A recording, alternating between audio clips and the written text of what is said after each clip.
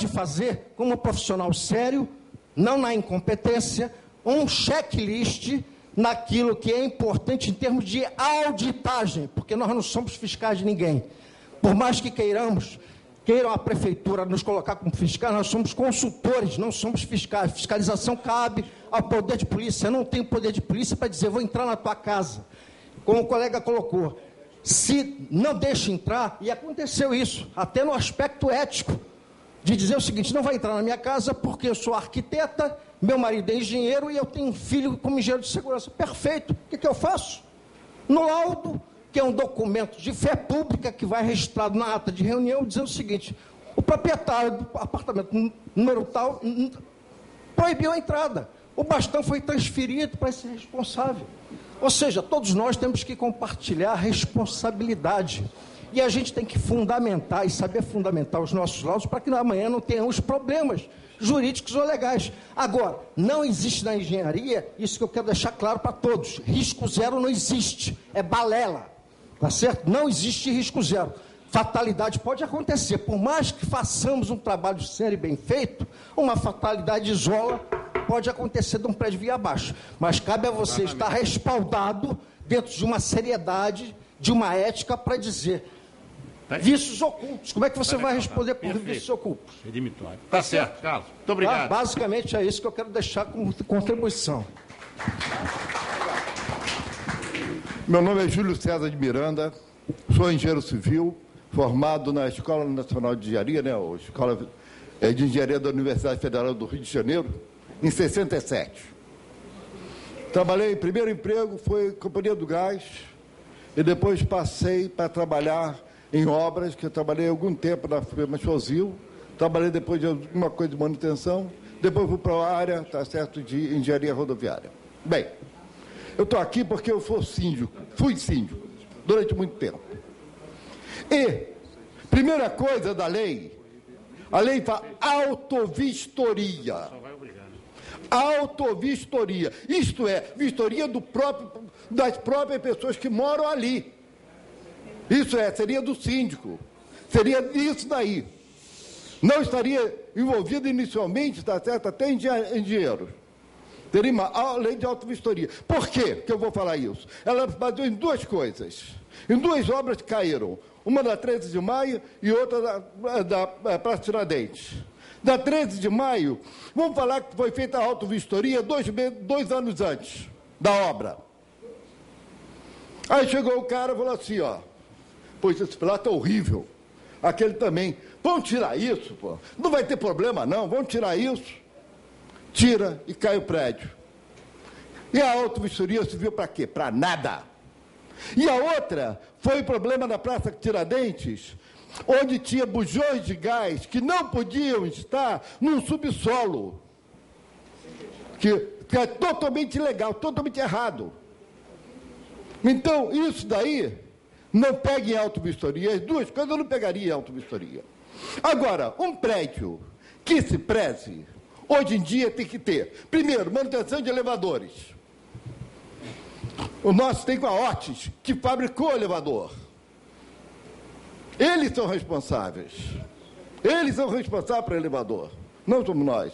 É necessário, então, fazer vistoria dali. Quando ele faz, todo mês ele faz vistoria do prédio, vistoria daqueles elevadores. E libera, tá certo? Tem um prédio que tem 2 anos que não tem um acidente. Tá? E constantemente ele fala que os elevadores estão perfeitos. Segundo, tenho, tá certo, de 6 em 6 meses tem que fazer vistoria de toda a parte de incêndio. Verificar se está funcionando todas as mangueiras, se tem algum furo, as mangueiras estão furadas, se a luz está certo, de emergência está acendendo. Tudo isso é feito.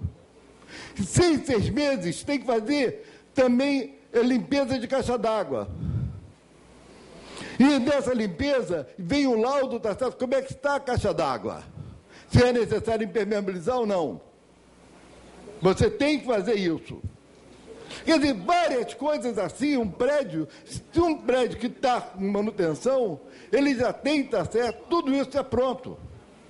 Então, vou ter que contratar uma pessoa para verificar, às vezes um pé de 40, 50, 60 anos, que não tem uma rachadura, e eu vou ter que olhar tudo isso, contratar uma pessoa, está certo, para fazer uma vistoria.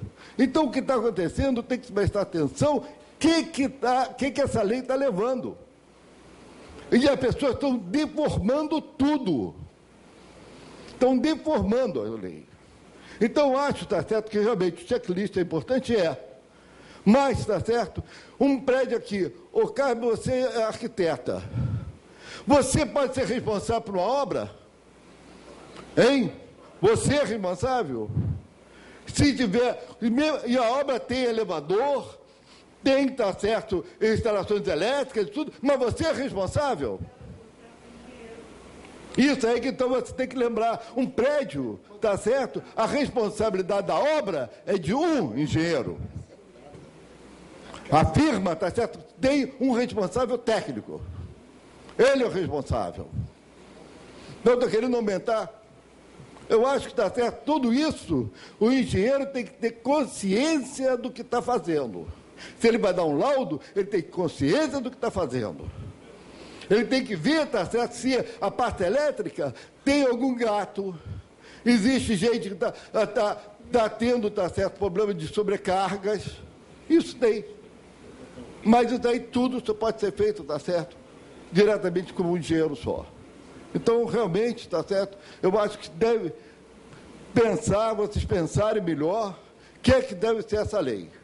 Eu, em princípio, vou fazer auto-vistoria, vou assinar, vou ser responsável e vou colocar o laudo da firma de manutenção de elevadores, vou botar o laudo da firma de incêndio, o laudo da firma das câmeras, o laudo da firma da bomba, tudo isso eu vou colocar esses laudos, porque é isso que mantém meu prédio, está certo, em perfeito estado. Fui síndico durante 10 anos, aqui a nossa amiga sabe, e nunca deu problema nenhum. Agora tem um problema que vai ter, vai ter que está tendo problema de mostrar a fachada, vamos endireitar. Vai ter que endireitar. Tá? Mas, tá certo, de qualquer maneira, eu quero que vocês olhem, tá certo, com cuidado para essa lei e o que é que nós devemos fazer. Muito obrigado. Isso que ele falou seria o correto e o certo. Mas não é. É isso aí que nós temos que discutir. Seria o certo, o correto, mas não é. Não, tá certo. Mas aí você pode vir a ser uma briga futura. Tá certo? Seu nome? Boa noite. Meu nome é Jorge Altair e, ao contrário de todos que se anunciaram aqui, como foi falado anteriormente, que os técnicos estão fazendo alguma coisa, eu vim aqui salvar os técnicos, né? Eu sou técnico em eletrotécnica e sou cria lá do Cefet, antes de ser Cefet, né? Então, eu estou um tempinho de estrada aí. Eu queria só fazer um comentário, porque eu estava conversando com um colega lá do lado, e tem uma tabelinha aí. Eu não sei aqui, o pessoal falou em ética, mas eu não sei se é antiético a gente falar do nome de quem está fazendo errado, não é? Será que é antiético? É antiético? Eu dizer que aquele médico ali, ó, não leva sua mulher lá não, que esse ginecologista aqui, esse cara... É antiético? Ou é ético eu lhe avisar que esse médico é ruim? Eu digo, não leva não. Ó, então, vejam bem, tem um anúncio aí, partindo dessa premissa, né? Então estou sozinho nela. A empresa Delphi tem um anúncio noticiado desde setembro dizendo que pode fazer o laudo, veiculou e botou a tabelinha. E quem tem piscina precisa pagar só R$300 a mais do último nível da tabela. Bom, eu como só tenho Tony, não estou incluído no pacote. Estou salvo. Maravilha, né? Bom, eu só vim aqui na frente, pessoal, porque eu presto serviço para uma empresa de geradores, né? Está lá dentro das minhas atribuições. Não trabalho há muitos anos como eletrotécnico, declinei disso, trabalho como técnico de planejamento. Já trabalhei para a Petrobras, não sei quem. Hoje trabalho para uma empresa de geradores fora do ambiente Petrobras. E tudo que está sendo dito aqui, eu só queria deixar uma contribuição com relação à questão legal. Não é? A gente está falando de prédio, de pessoas, de moradia e tal. Eu queria pedir a todos os colegas aqui engenheiros para lembrar de um único ambiente, três ambientes que não foram falados aqui. Um é o shopping center. Eu já trabalhei em shopping center, é pavoroso, tá certo? Os meus colegas aí que são engenheiros mecânicos, que não podem laudar as soldas que são feitas na ampliação do sistema de incêndio, que tem bacalhau como tem... Eu não vou dizer o nome do shopping, porque senão vocês nunca mais entram lá. Eu evito de ir lá com a minha família, e ele é frequentadíssimo, mas é de dar medo. E eu trabalhei numa reforma lá, fazendo gerenciamento da obra. É de meter medo. E aí não tem jeito, né? Não adianta eu ser engenheiro, porque eu não posso laudar, eu preciso de um inspetor, nível 1, um nível 2 para escrever, e eu sou engenheiro, mecânico, manjo muito, não é isso aí? E não consigo fazer nada, gente. E aí eu sou engenheiro, mas não vou fazer nadinha. Esse é o meu problema, tá certo? Meu amigo ali, me permita a referência, que está by IMC SAST, não é? O ambiente da Petrobras, lá... é um outro ambiente, né? É igual um filmezinho que tem na rede aí do canal privado, é Under the Dome. Então, não tem jeito. Lá dentro é outro papo, tá certo? O segundo ambiente é motel. Esqueçam, porque o gerador do motel funciona por obra e graça do Divino Espírito Santo. Certo? Base de Viagra. A base de Viagra, bem lembrado. E o terceiro... são as clínicas e hospitais. Podem fazer aí uma vistoria, e não precisa ser de elétrica, telecom, transmissão de dados. É só ver a rede de gás dos caras que a gente vai sair correndo. Mas só para fechar aí, porque na verdade é só para deixar a contribuição, não é? Então é só para lembrar a todos que são engenheiros, que não são engenheiros, são arquitetos, geólogos, como a colega falou, não tem jeito. A contribuição, ela vem de todo mundo, é a questão da autovistoria. Eu também já fui síndico. Existe uma... Só para fechar, pessoal. Existe uma determinação para o ambiente Petrobras. Toda vez que a gente vai fazer escavação acima de 1,25 m, tem que ter um profissional... Não, mas tem que ter um profissional para laudar a estabilidade do terreno. A Petrobras beneficiou... todos os profissionais da área de terras, e tirou a exigência de ser um engenheiro civil. Pode ser um técnico de edificações, desde que ele laude, preferencialmente se for calcário, que ele não precisa laudar nada, pode cavar e vai ficar lá a vida inteira daquele jeito. Mas a Embratel não aceita isso. Tem que ser um engenheiro, certo? O que está acontecendo com isso aqui, pessoal, para fazer a bainha da conversa? É que a gente está encarecendo. Então, foi um senhor aqui, eu fico até, eu estou lisando já de falar aqui, não só porque eu sou técnico, mas é porque tem gente aqui em 1967, então eu estou garotinho de colo. Apesar dos cabelos brancos, pouco cabelo, eu estou garoto de colo. Mas acontece que botamos preço, O problema é que a gente está botando preço. Esse é que é o detalhe.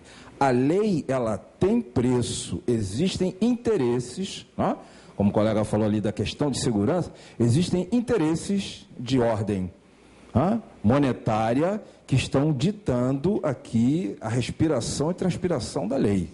Enquanto isso for mandatório, vai ficar muito difícil, Não vai ter engenheiro, não vai ter inspetor de equipamentos, não vai ter inspetor de elétrica, não vai ter inspetor de nada que consiga resolver esse problema. Pois não. Vamos muito obrigado. Aqui, tá certo? Obrigado, e interesses políticos também. Boa noite. Gil Queiroz, engenheiro e advogado. Gostaria de levantar algumas situações aqui. Primeira sugestão para a mesa é que essa autovistoria passasse a incluir a cultura de manutenção. É nossa observação que, efetivamente, um dos objetivos da Prefeitura, do Estado e da Prefeitura no Rio de Janeiro é incutir uma cultura de manutenção.